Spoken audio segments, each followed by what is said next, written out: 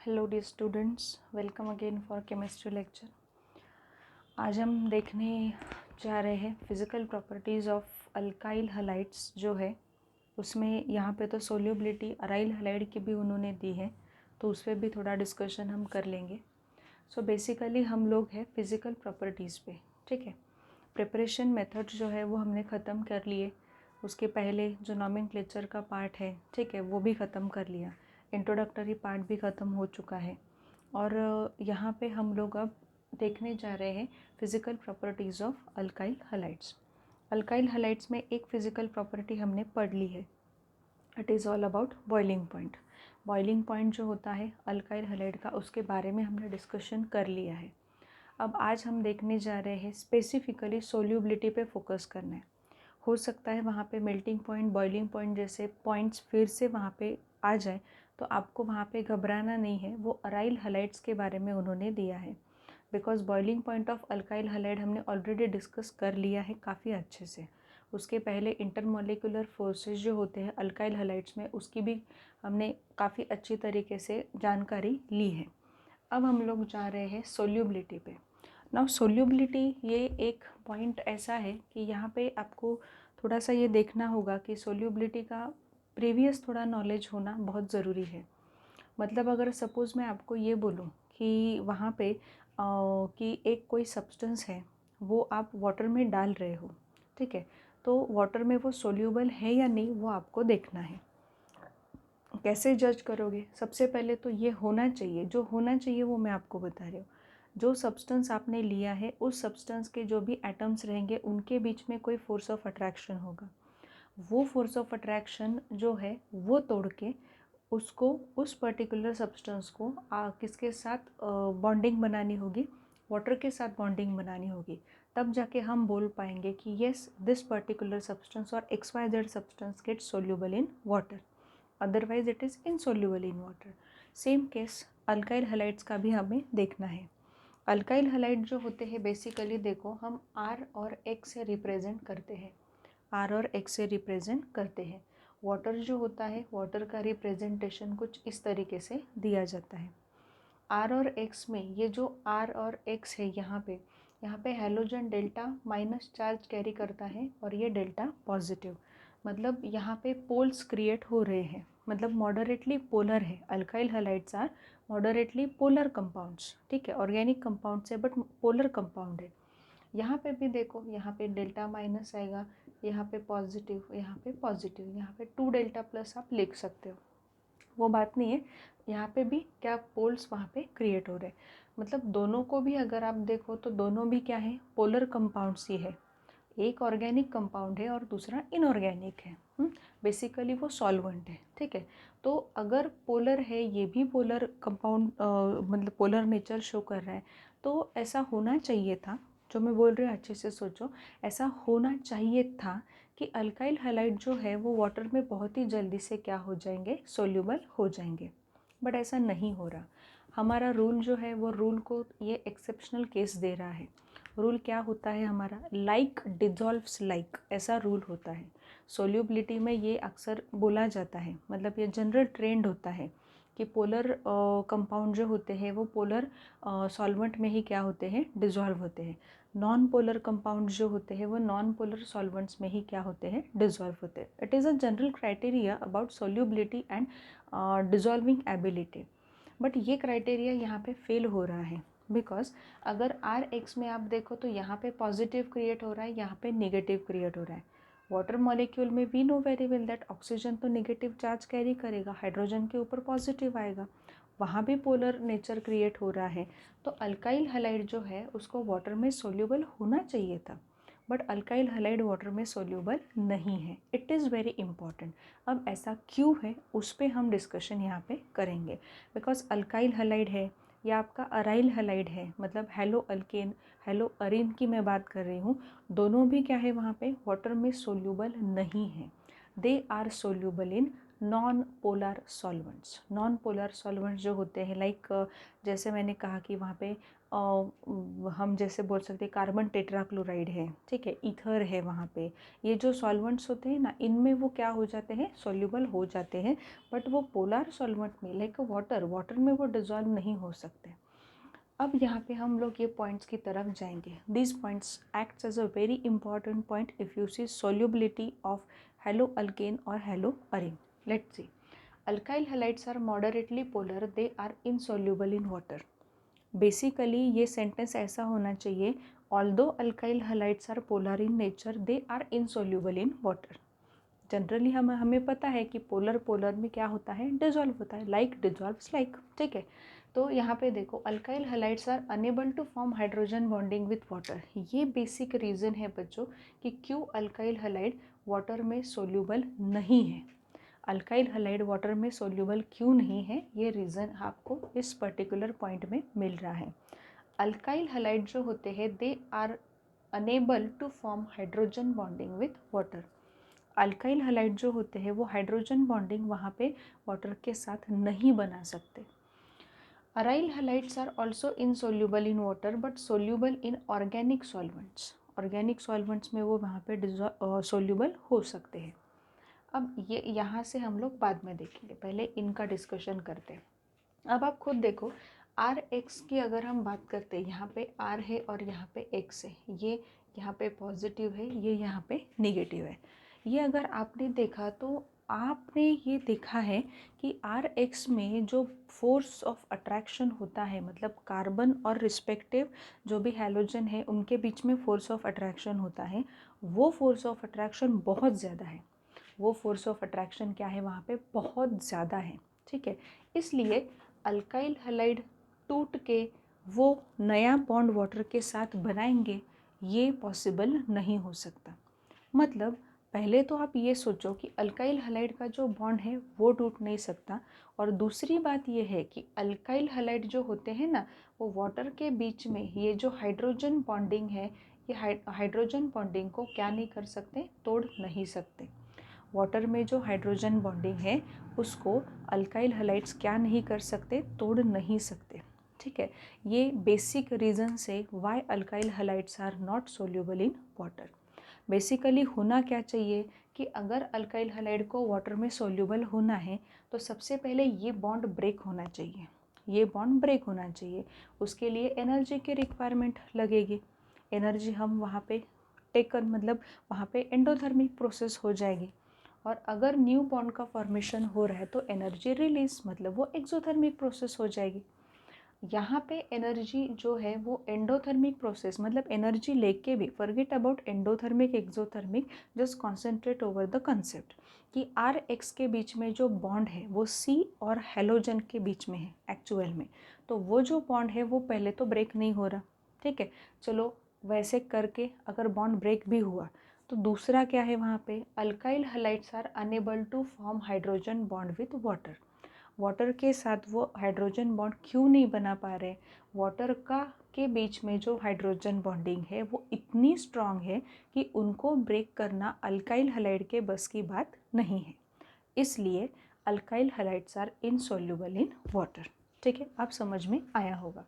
Next देखो, aryl halides भी वैसा ही है। अराइल हैलाइड जो होते हैं वहाँ पे भी अगर आप देखो तो उनके ही बीच का फोर्स ऑफ अट्रैक्शन वहाँ पे तोड़ना वो मुश्किल हो जाता है। और दूसरा आपको क्या करना होगा, अगर अल्काइल हैलाइड्स के बीच का फोर्स ऑफ अट्रैक्शन टूट गया तो उसको बॉन्ड किससे बनाने पड़ेंगे, वाटर मॉलिक्यूल के साथ बनाना पड़ेगा, तब जाके हम बोल सकते हैं कि respective compound is soluble in water. But ये हो ही नहीं रहा है, वाटर के बीच का जो हाइड्रोजन बॉन्डिंग है वो तोड़ना अल्काइल या अराइल हैलाइड्स के लिए पॉसिबल नहीं हो रहा। इसलिए दोनों भी, whether it may be alkyl halide, whether it may be aryl halide, both are insoluble in water but they are soluble in non polar solvents, और you can say organic solvents में भी वो क्या हो सकते हैं, dissolve हो सकते हैं। This is all about this particular solubility of alkyl halide and aryl halide in water. Water के रिस्पेक्ट में ही हम क्या करते हैं, solubility हमेशा जज करने की कोशिश करते हैं। मूविंग टूवर्ड्स दीज पॉइंट्स, अब देखो isomeric dihalobenzene nearly have same boiling point but melting point shows variation. अब ये तो टेक्स्ट बुक में भी दिया है कि यहाँ पे आइसोमेरिक डाइहेलोबेंजीन की अगर बात आती है, ये अरीन्स की बात हो रही है, हाँ यहाँ पे अल्काइल हैलाइड को इन्वॉल्व नहीं करना है, हेलो अरीन की बात हो रही है और वो भी डाइहेलो अरीन्स की बात हो रही है। Isomeric dihalobenzene nearly have same boiling point but melting point shows variation. Boiling point उनका सेम हो रहा है बट मेल्टिंग पॉइंट में बहुत से वेरिएशंस मिल रहे हैं। अब अगर यहाँ पे देखो, अगर मैंने यहाँ पे बेंजीन रिंग निकाली, ठीक है, यहाँ पे Cl लिया, यहाँ पे Cl ऑर्थो डाइक्लोरोबेंजीन, यहाँ पे अगर मैंने लिया यहाँ पे मेटा डाइक्लोरोबेंजीन, यहाँ पे आएगा इसके रिस्पेक्ट में पैरा डाइक्लोरोबेंजीन। ये तीनों के तीनों क्या है, आइसोमेरिक डाइहेलोबेंजीन है। आइसोमेरिक डाइक्लोरोबेंजीन मतलब आइसोमेरिक डाइहेलोबेंजीन की कैटेगरी से बिलोंग करते हैं। तो इन तीनों के भी बॉइलिंग पॉइंट्स अगर आप टेक्स्ट बुक में देखो तो बॉइलिंग पॉइंट काफ़ी नज़दीक है। तीनों के भी बॉइलिंग पॉइंट जो है उसमें ज़्यादा डिफरेंस आपको नहीं मिलेगा, बट मेल्टिंग पॉइंट जो है, मेल्टिंग पॉइंट में आपको डिफरेंस मिल रहा है। अब मेल्टिंग पॉइंट में डिफरेंस क्यों मिल रहा है, उसका रीज़न है। देखो, अगर बहुत ही सिंपल वे से आपको यहाँ पे मैं समझा रही हूँ, अगर आपने तीनों का भी स्ट्रक्चर देखा, ठीक है, whether it may be ortho dichloro, whether it may be meta dichloro या पैरा डाइक्लोरो, तीनों का भी स्ट्रक्चर अगर आपने देखा तो देखते ही आपको सिमेट्री कहाँ पे मिलती है। ऑर्गेनिक मॉलिक्यूल में सिमेट्री जो होती है वो भी काफ़ी बहुत अच्छा रोल वहाँ पे कैरी करती है। सिमेट्री मतलब क्या है, वो जो पर्टिकुलर लैटिस होगा, वो जो पर्टिकुलर एक स्ट्रक्चर होगा, वो स्ट्रक्चर काफ़ी कॉम्पैक्टली अरेंज होगा और काफ़ी अच्छे से वहाँ पे अरेंज होगा। अब आप यहाँ पे देखो ऑर्थो डाइक्लोरोबेंजीन यहाँ पे है, मेटा है, इनकी सिमेट्री नहीं हो सकती। बट अगर पैरा डाइक्लोरोबेंजीन को अगर आप देखो ना तो 2 इक्वल हॉल्व्स में वो वहाँ पे कट हो सकता है, 2 इक्वल हॉल्व्स में वो कट हो सकता है। So para dichlorobenzene have a symmetry in, मतलब उस सेंस से अगर आप देखो, एकदम से देखो आप, तो ortho dichlorobenzene, Meta dichlorobenzene, symmetry कहाँ से नज़र आई आपको, किसी भी पर्टिकुलर प्लेन से कट करके देखो, 2 इक्वल हॉल्व्स आपको नहीं मिल रहे। But in case of this particular para dichlorobenzene you will get 2 equal halves, means it has a symmetry, it has a symmetry. So अगर उसको सिमेट्री है तो एक हमेशा के लिए आप याद रखो, सॉलिड स्टेट आप पढ़ चुके हो, आप काफ़ी सब्सटेंस के लैटिस के बारे में भी जानकारी ले चुके हो। तो लैटिस जो होता है, जब किसी भी पर्टिकुलर कंपाउंड के स्ट्रक्चर में सिमेट्री आपको दिखाई देती है तो एक जनरली होता है कि वो एक परफेक्ट लैटिस वहाँ पे हम बोल सकते हैं। तो वो जो पर्टिकुलर लैटिस है, वो लैटिस में अगर आप देखो तो जो भी एटम या ग्रुप ऑफ एटम्स है वो इतने कॉम्पैक्टली अरेंज होते हैं कि उनके बीच में जो भी अट्रैक्शन होता है उनको तोड़ने के लिए आपको ज़्यादा एनर्जी की रिक्वायरमेंट लगती है। बॉइलिंग पॉइंट पे क्यों अफेक्ट नहीं हो रहा, बिकॉज बॉइलिंग पॉइंट हम कब डिसाइड करेंगे, वो लिक्विड फॉर्म में रहेंगे तब डिसाइड करेंगे, लिक्विड फॉर्म में जब वो आएंगे तब हम उनका बॉइलिंग पॉइंट डिसाइड करेंगे। बट मेल्टिंग पॉइंट क्या है, हीट देने के बाद तुरंत अगर वो वहाँ पे मेल्ट होने लगते हैं, it decide the melting point of that particular organic compound. So melting point पहले आता है। मेल्टिंग पॉइंट जो होगा वहाँ पे, तो मेल्टिंग पॉइंट की अगर आप बात करते हो तो सिमेट्री की वजह से, कॉम्पैक्टनेस जो होता है उस पर्टिकुलर कॉम्पैक्टनेस की वजह से क्रिस्टल लैटिस एकदम कॉम्पैक्ट और वेल अरेंज्ड हो जाता है। इसलिए वहाँ पे अगर आप देखो तो फोर्सेस ऑफ अट्रैक्शन जो होते हैं वो काफ़ी स्ट्रांग होते हैं। उन फोर्सेस ऑफ अट्रैक्शन को, मतलब सिमेट्रिकल ऑर्गेनिक अगर मॉलिक्यूल रहेगा तो उन वहाँ पे एटम्स या ग्रुप्स ऑफ एटम में जो भी फोर्सेस ऑफ अट्रैक्शन होते हैं वो स्ट्रॉन्ग फोर्स ऑफ अट्रैक्शन होते हैं, उनको तोड़ने के लिए बहुत ज़्यादा एनर्जी की रिक्वायरमेंट होती है। And hence melting point of जो ये भी डाइहेलोबेंजीन है, आइसोमेरिक डाइहेलोबेंजीन जो है, उनके मेल्टिंग पॉइंट में आपको काफ़ी सारा डिफरेंस नज़र आएगा, बट बॉइलिंग पॉइंट में उतना डिफरेंस नहीं है। दे हैव अ सेम और यू कैन से नियरली सेम बॉइलिंग पॉइंट्स, ठीक है। सो ये पॉइंट यहाँ पे इम्पॉर्टेंट है। एंड हेंस वही दिया है melting point of para isomer, P isomer मतलब क्या है पैरा, ओ होता तो ऑर्थो, एम होता तो Meta, is quite high as it possesses symmetry and hence greater energy is required to overcome lattice energy. lattice energy वही मैं बोल रही हूँ कि lattice energy जो होती है मतलब compactness of atoms की वजह से जो एक एनर्जी वहाँ पे एनर्जी वहाँ पे उस पर्टिकुलर लैटिस को मिल जाती है, लैटिस एनर्जी। तो उस लैटिस एनर्जी को ब्रेक करना और फोर्सेस ऑफ अट्रैक्शन को तोड़ना काफ़ी मुश्किल होता है, काफ़ी सारी एनर्जी बाहर से प्रोवाइड करनी पड़ती है। हेंस ये हम बोल सकते हैं यहाँ पे कि पैरा आइसोमर जो होता है उनका मेल्टिंग पॉइंट काफ़ी हाई होता है as you compare it with the ortho isomer and meta isomer. These are the points related to solubility of alkyl halides और even aryl halides and even melting and boiling point of aryl halides. ठीक है, सो ये points हमने यहाँ पे discuss कर लिए। So basically ये तीनों पॉइंट का एक ही मीनिंग निकल रहा है। सबसे पहले तो कार्बन और रिस्पेक्टिव जो भी क्लोरीन होगा उनके बीच में फोर्स ऑफ अट्रैक्शन बहुत ज़्यादा है, वो तोड़ना ही बेसिकली मुश्किल है। वो अगर ऐसे तैसे कैसे भी टूट गया, ठीक है, तो वो टूटने के बाद वो यहाँ जो वाटर मॉलिक्यूल है उनके बीच में जो हाइड्रोजन बॉन्डिंग है वो ब्रेक करना अल्काइल हलाइड्स के लिए पॉसिबल नहीं है। इसलिए अल्काइल हलाइड्स वाटर के साथ कभी भी हाइड्रोजन बॉन्डिंग नहीं बनाते और इसलिए हम ये बोल सकते हैं कि alkyl halides are not soluble in water. और कई बुक्स में ये दिया भी जाता है कि alkyl halides are you can say to a very less extent it is soluble in water, but actual में ऐसा नहीं है क्योंकि उन्होंने जो सेंस लिया है वो पोलर के वजह से सेंस लिया है।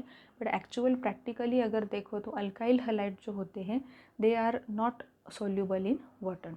वाटर में वो सोल्यूबल नहीं हो सकते because they are unable to form hydrogen bonding with water.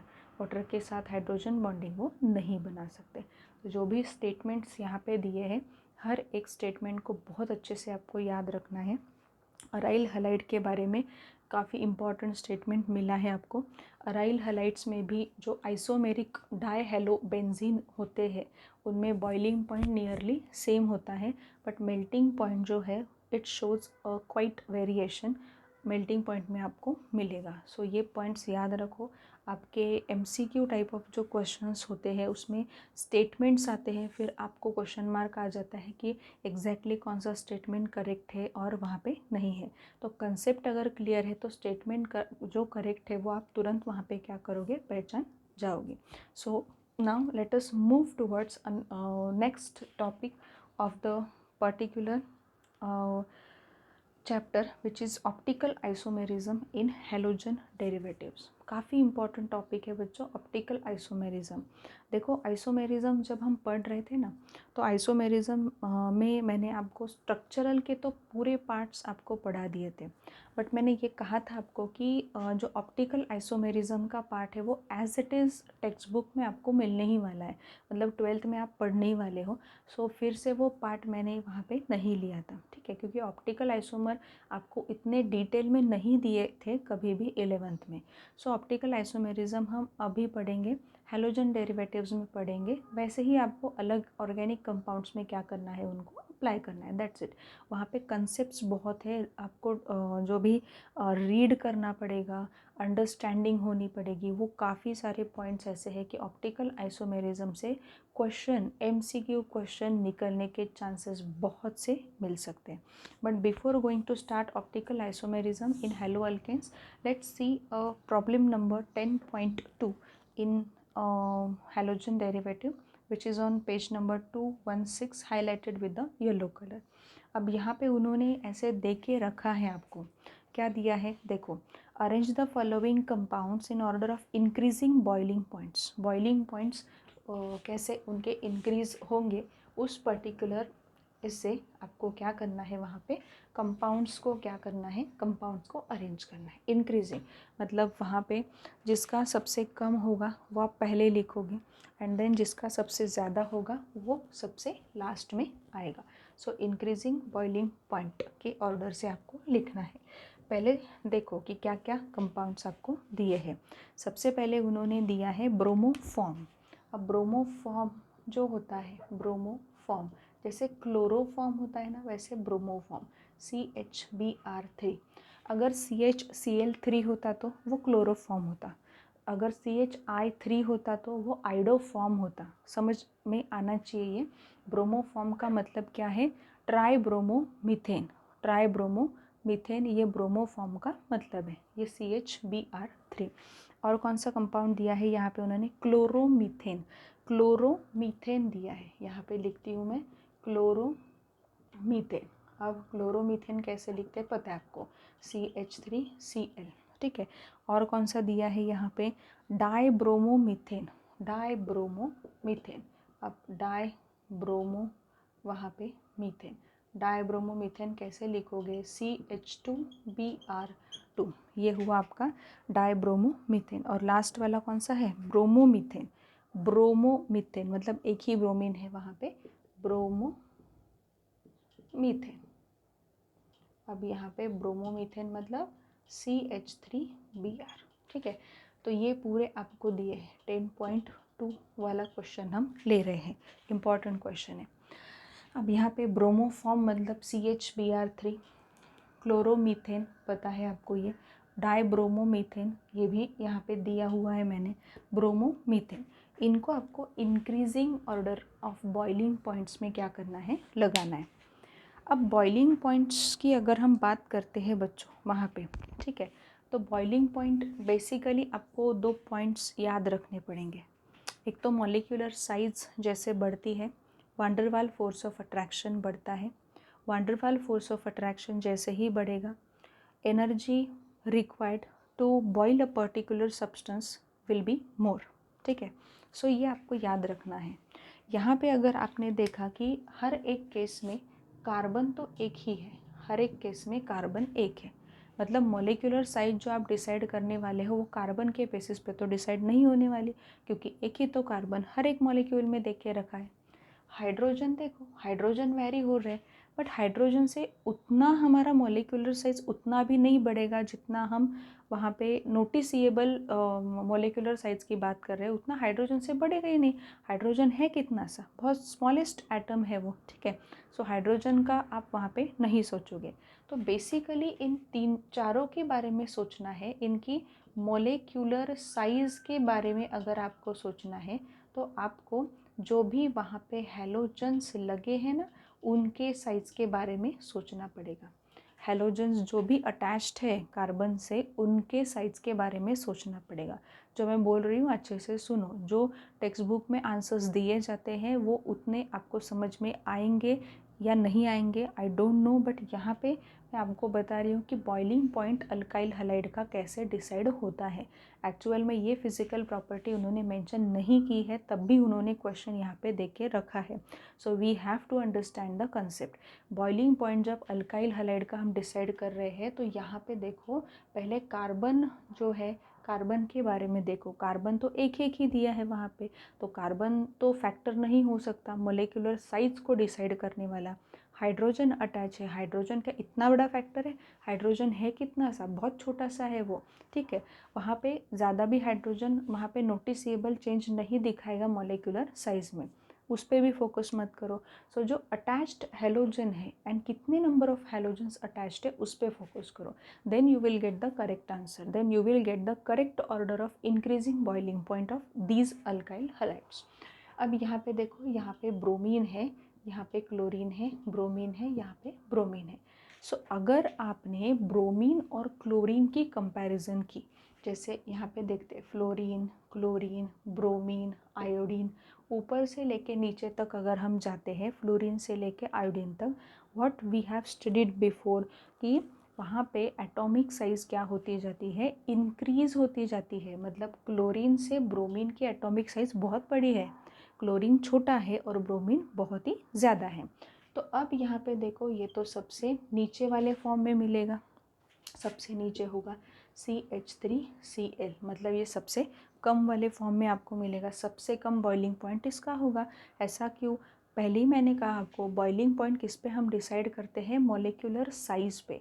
And molecular size से रिलेटेड फैक्टर ऑन कौन सा होता है, molecular size. As molecular size of the compound increases, forces van der waals force of attraction goes on increasing.